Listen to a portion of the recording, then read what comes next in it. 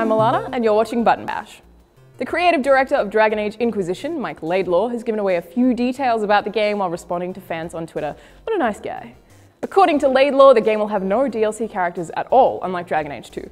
Another EA-published game had the same thing recently, being Mass Effect 3, and that was a very unpopular decision. For Inquisition though, apparently every single follower will be included in the game right at launch. While the game has mounts confirmed, apparently there are going to be rideable creatures other than the standard horse. A fan asked if we might get some dragons or griffins, but Laidlaw said there won't be any flying mounts. I understand developing appropriate physics for flying in-game must be really difficult, but man, wouldn't it just make so much sense if Dragon Age had rideable dragons? Hell, all games should have rideable dragons, and not in the lame Skyrim way. Another fan asked how the difficulty system will work in Inquisition, and Laidlaw responded by saying that the difficulties would work just as before, but the normal setting is set to be a little harder than Dragon Age 2, and I'm looking forward to that. Dragon Age Inquisition is set to release on October 7th this year.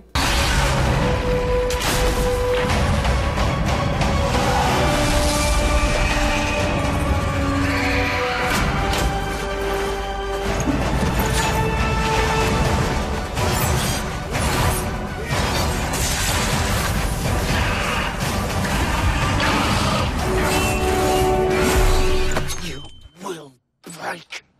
I will die first.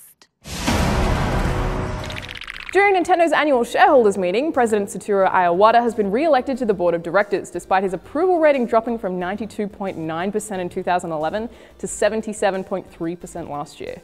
It wouldn't have been too surprising if Iwata was voted out at this year's shareholders meeting following the approval rating issues and annual losses, but perhaps Nintendo is doing better than we think. For one, Mario Kart 8 has sold over 2 million copies since it launched in May. Sony has announced they will be releasing a PlayStation 4 bundle for The Last of Us Remastered, which is the 1080p re-release of The Last of Us for the PS4. It's currently priced at £430, which is around $730 US, and will include the console itself, The Last of Us Remastered game, and a DualShock 4 controller. It's apparently available for pre-orders at a variety of local retailers in Europe only, and while this hasn't been announced at all, I'm betting the bundle will be global sooner or later.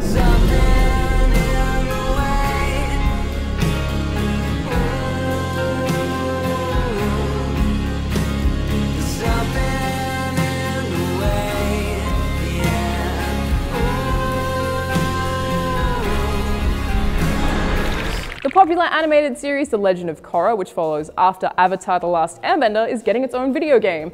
Nickelodeon and Activision announced that Platinum Games will be developing the game, which is set to release at the end of the year on PC, PlayStation 4, PlayStation 3, Xbox One, and Xbox 360. The game will follow Korra, the strong-willed avatar who has control over the 4 main elements: water, air, fire, and earth. The game will also feature Korra's polar bear dog thing, Naga, which will help out in high-speed travel. It'll apparently even have the animated series' popular competitive sport, pro bending. I actually really enjoyed the original Avatar animated series, and I mostly like The Legend of Korra, and I think this game will be fantastic fun to play with the fighting style of an Avatar.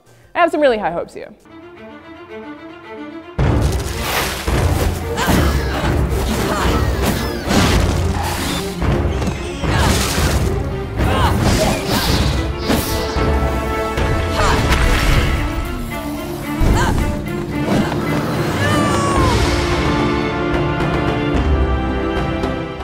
I'm Alana, and that's it for this episode of Button Bash.